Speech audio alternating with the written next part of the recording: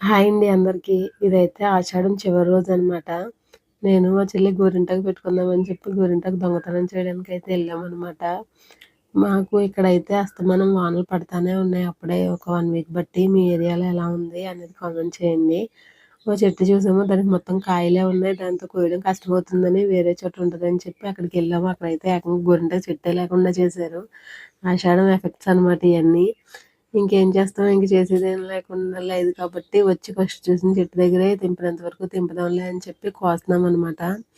ఇలా కోస్తుంటే ఎంత అవ్వట్లేదు, కొంచెమే అయింది. ఇలా అయితే పని అవ్వదని చెప్పి పైనున్న కొమ్మలైతే ఇరిచేసాననమాట. మిషన్ అయితే కంప్లీట్‌గా సక్సెస్ అయింది.